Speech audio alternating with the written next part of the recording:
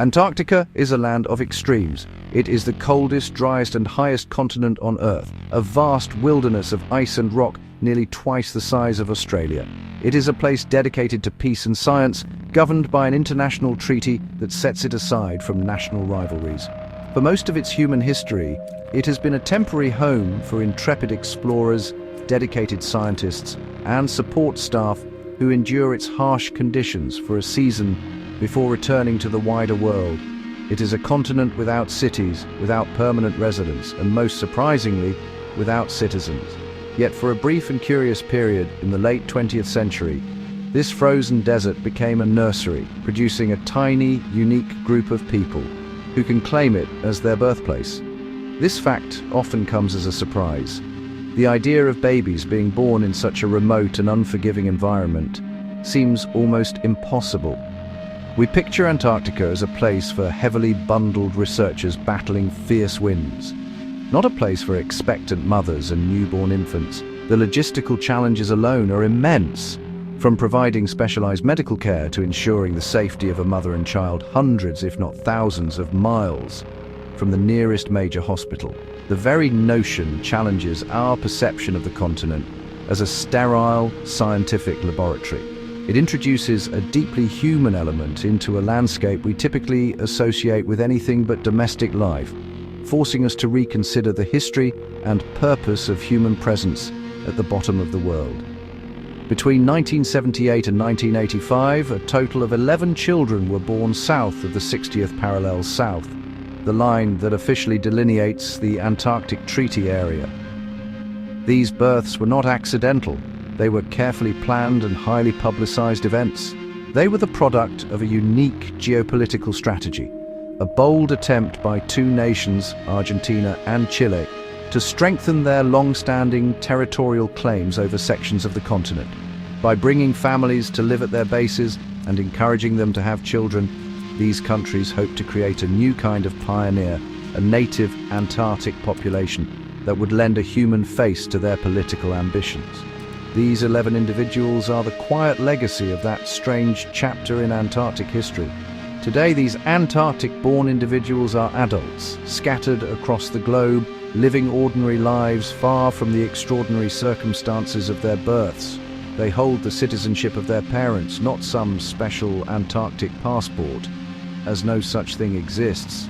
Yet they share a unique bond, a common origin story that sets them apart from the rest of the world's 8 billion people. They are the only human beings who can point to a map of the world's most desolate continent and say, "I was born there." Their stories are a fascinating footnote in the history of Antarctica, a reminder that even in the most remote corners of the planet, human drama, politics, and the simple act of birth can unfold in surprising ways. The story of Antarctica's first native begins with a deliberate political act. In the late 1970s, Argentina was eager to reinforce its sovereignty claim over a slice of the Antarctic Peninsula, an area that was also claimed by both the United Kingdom and Chile. The nation's military government decided that a powerful statement was needed, something more permanent than a flag or a scientific outpost. They conceived a plan to have an Argentine citizen give birth on the continent, creating a fact on the ground that no treaty could easily erase. This led them to Captain Jorge Emilio Palma, the commander of the Argentine Army detachment at the Esperanza base, a permanent year-round research station located on the very tip of the peninsula. His wife, Silvia Morella de Palma, was the key to this national project. When she was already 7 months pregnant, the Argentine government flew her to Esperanza base in late 1977. The mission was clear: she was to deliver her child on Antarctic soil. This was a considerable risk, given the limited medical facilities available at the base compared to a modern hospital in a major city. A small maternity ward was prepared, but any serious complications would have been catastrophic. Her journey and subsequent stay were a testament to her courage and her commitment to her country's ambitious and unusual diplomatic strategy. She was not just an expectant mother, she was a pioneer on a state-sponsored mission. On January 7, 1978, Silvia Morella de Palma gave birth to a healthy baby boy. He was named Emilio Marcos Palma, and his arrival made headlines around the world. He was officially the first human being ever to be born on the Antarctic continent. The event was a triumph for Argentina. The government celebrated it as a historic milestone, a powerful symbol of their deep connection to the land they called Antártida, Argentina. Emilio's birth certificate was registered locally, and he was granted Argentine citizenship automatically. In a fascinating twist of geopolitical complexity, he was also technically eligible for British citizenship, as he was born within the territory of the British Antarctic claim. Emilio's birth was more than just a family event. It was a carefully orchestrated piece of political theatre. It immediately put other claimant nations on notice, particularly Chile, which shared a border with Argentina's claim. The message was unmistakable. Argentina was not just visiting Antarctica for science, it was putting down roots. The presence of a family, and now a newborn baby, transformed the Esperanza base from a simple scientific outpost into a civilian settlement, a small town at the end of the earth. Emilio Palma became an instant celebrity, a symbol of national pride, and the first in a very exclusive club of Antarctic-born citizens. The birth of Emilio Palma was not an isolated incident, but the opening move in a larger geopolitical game played out on the Antarctic ice. The continent is officially governed by the Antarctic Treaty of 1959, which was designed to prevent international conflict over the vast, resource-rich landmass.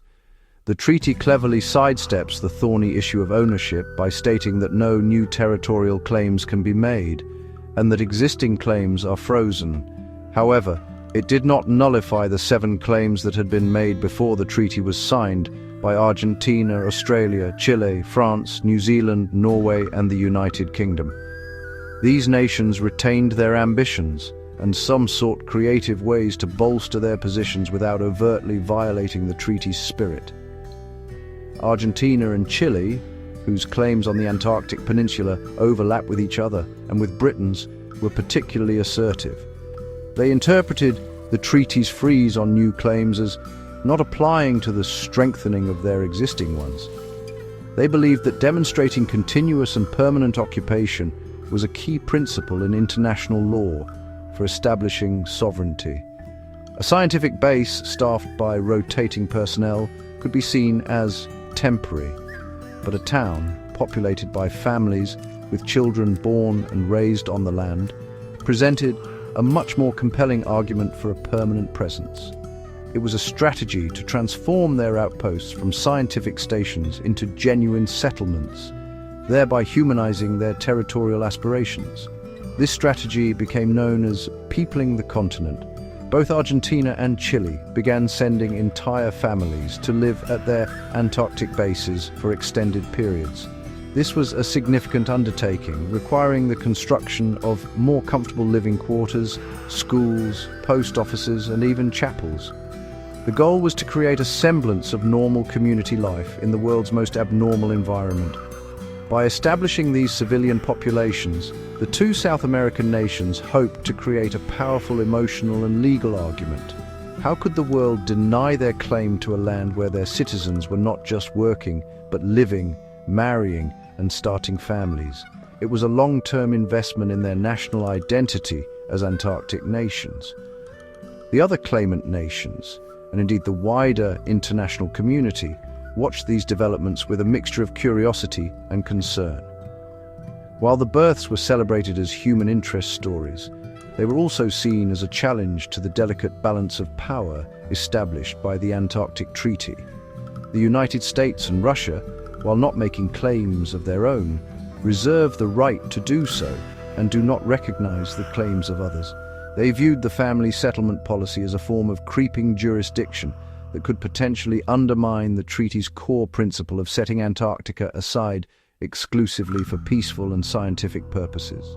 The babies born on the ice were, in essence, innocent pawns in this high-stakes diplomatic chess match.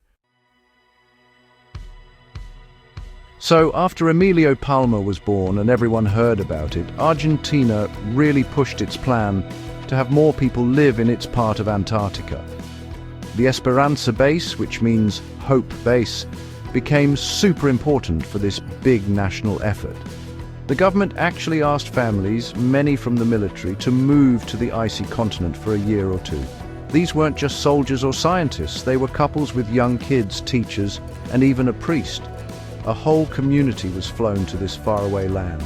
The base got bigger, to include a school, a Catholic church, and houses for families. Everything was set up to support people living there permanently and to make it look like a busy Argentine town. This program led to a bunch of babies being born at the very bottom of the world.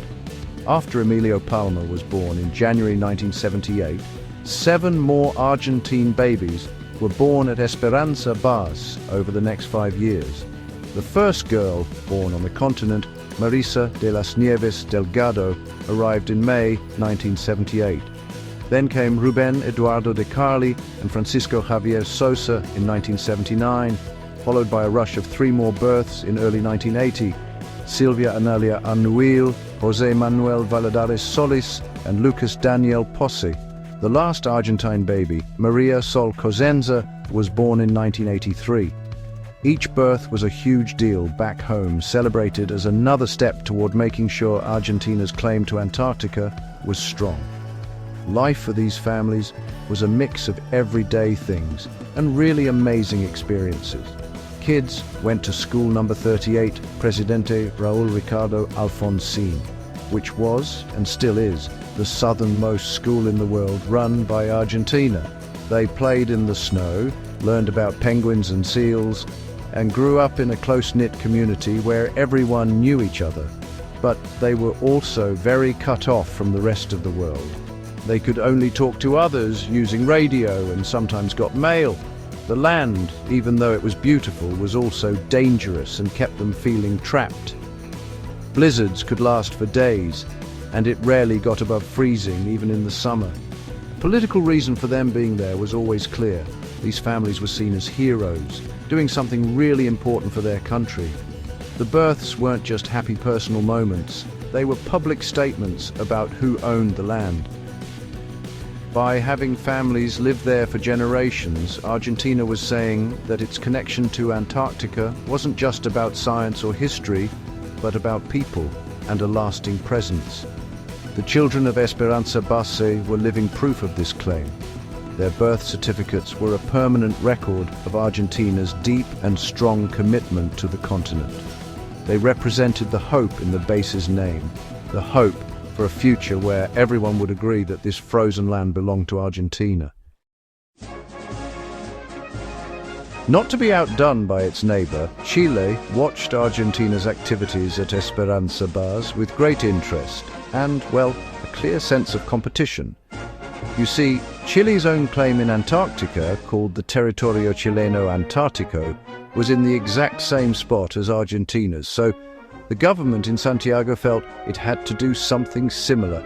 If Argentina could make its claim stronger by having babies born there, then Chile could too. In the mid-1980s, under the leadership of Augusto Pinochet, Chile started its own plan to build a permanent town for regular people on King George Island.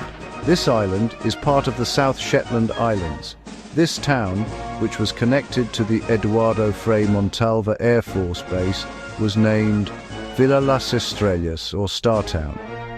Just like Argentina's town, Villa Las Estrellas was meant to be more than just a military base or a science station.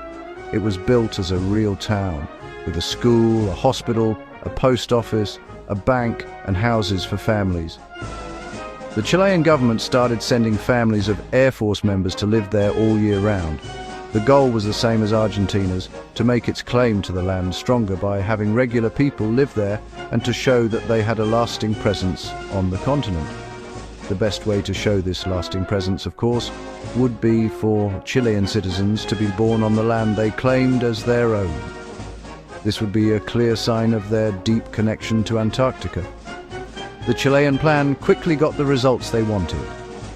On November 21, 1984, Juan Pablo Camacho Martino was born at the town's hospital.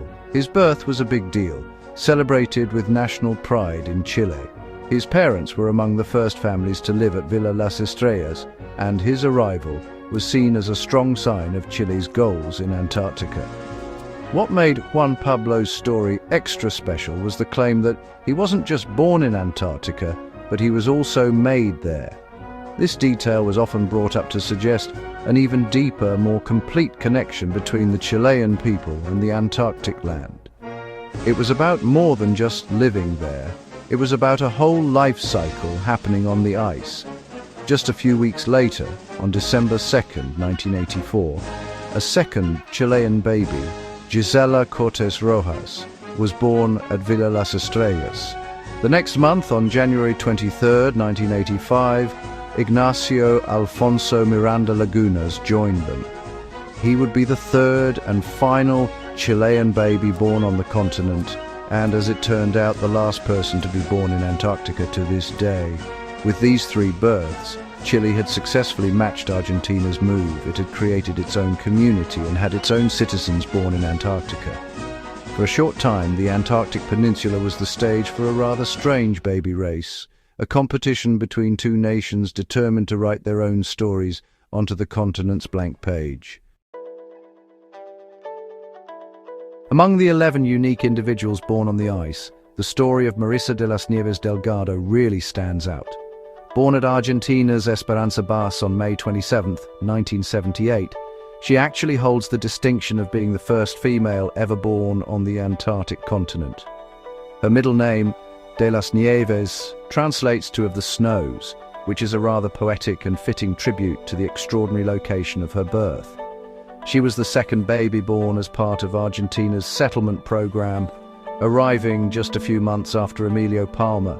Her birth further solidified Argentina's pioneering role in the peopling of Antarctica and was, another celebrated moment for the nation. Marisa's parents, like the other families at Esperanza base, were there as part of a national service. Her father was stationed in Antarctica, and her mother had accompanied him to the remote outpost.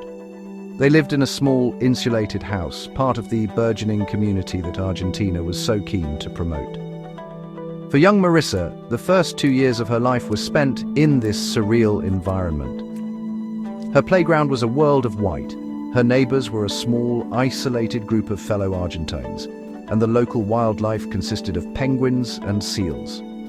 It was a childhood unlike any other, spent in a place that, honestly, few people will ever see, let alone call their first home. After her family's tour of duty ended, they returned to Argentina, and Marisa grew up far from the ice and snow of her birthplace. Like the other Antarctic-born children, she lived a relatively normal life, her origins a fascinating but distant fact.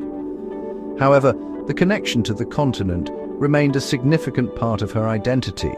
The shared, unique experience of being born in such an extreme environment created a special bond among the 11 native Antarcticans. This bond would eventually lead Marisa and some of her peers to take on a new role as advocates for the human history of the frozen continent. In her adult life, Marisa de las Nieves Delgado moved to the United States and has become a prominent voice for her small, exclusive community. Recognizing the uniqueness of their collective story, she co-founded the Native Antarctica Foundation. The organization's goal is to preserve and promote the history of the families who lived in Antarctica and to highlight the human dimension of the continent, which is so often overlooked in favor of scientific and environmental narratives. Through this work, Marisa has helped ensure that the story of the Antarctic-born children is not just a forgotten political footnote, but a living history that connects all of us to the world's most remote landmass. What is it like to carry the distinction of being born in Antarctica? For the 11 individuals who share this origin, it really is a defining feature of their identity, a conversation starter, and a source of deep personal connection to a place most people only read about. While their early years on the ice are memories belonging more to their parents than to themselves, the label of being Antarctic-born has followed them throughout their lives. It has shaped their perspectives, and for some has inspired a desire to share their unique heritage with the world. Their reflections offer a window into the human legacy of the continent's brief demographic experiment.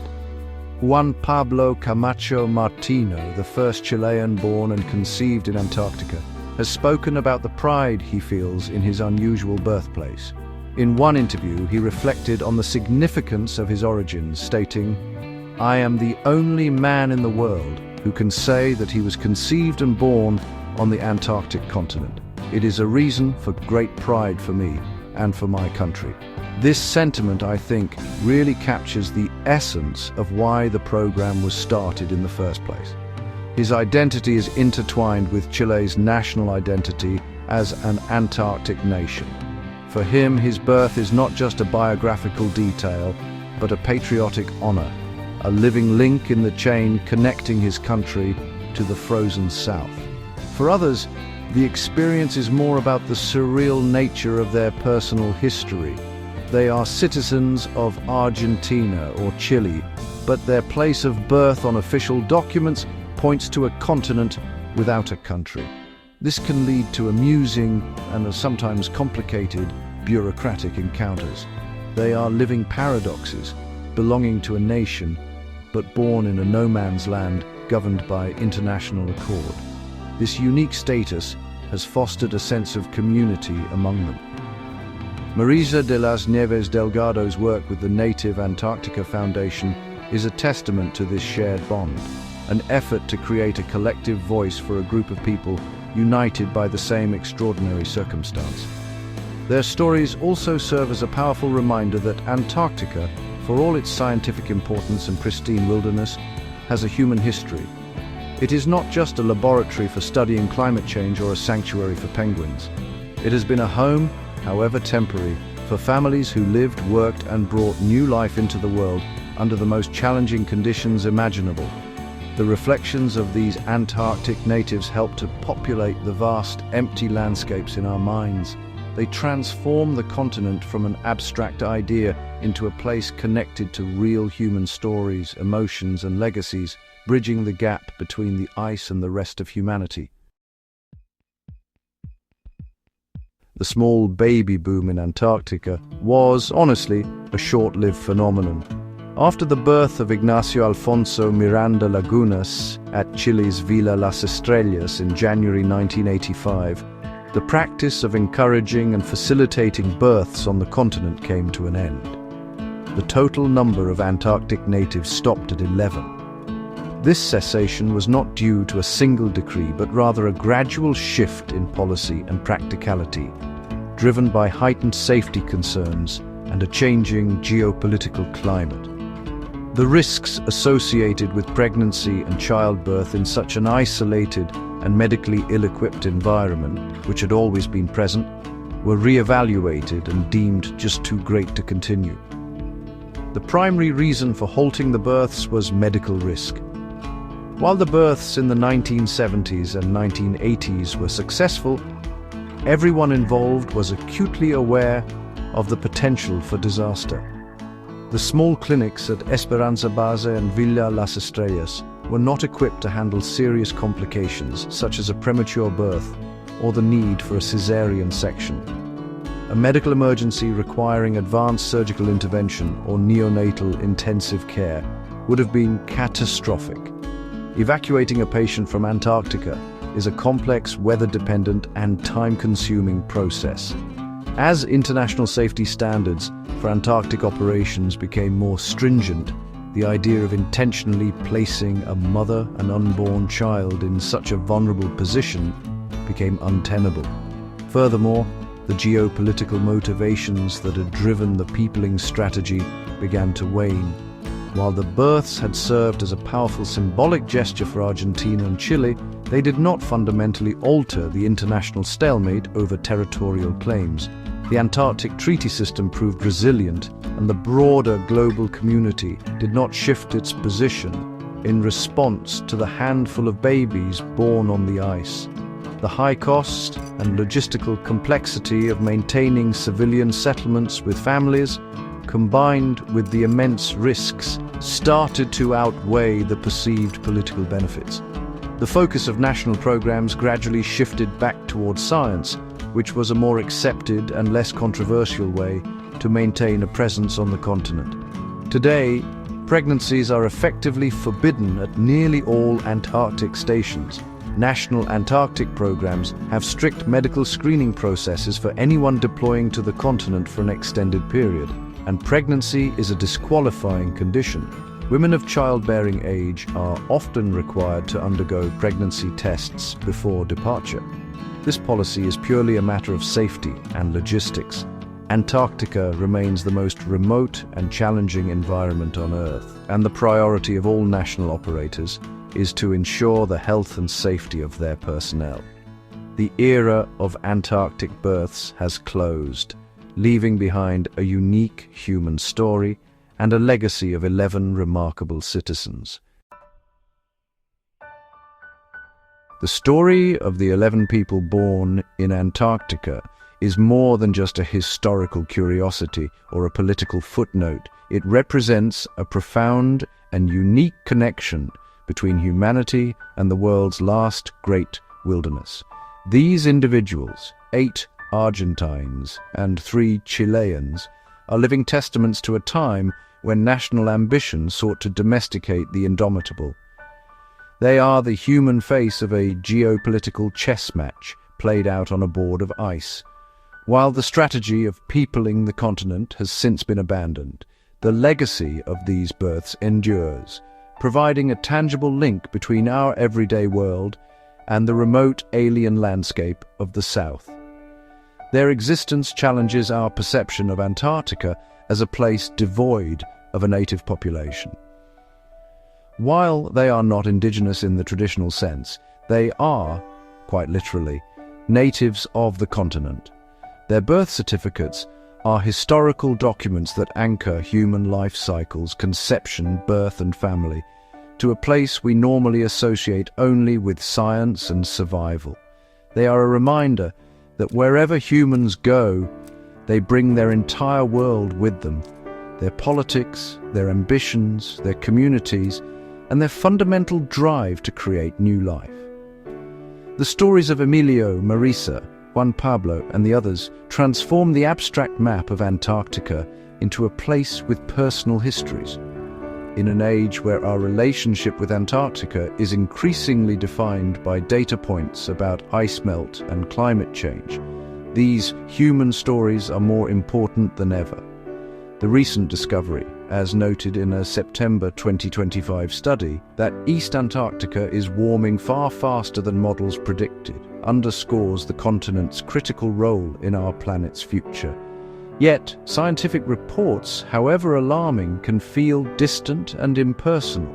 The stories of the Antarctic-born, however, provide an emotional access point. They connect us to the continent on a human scale, reminding us that this is a real place with a real, albeit brief, history of human settlement and birth.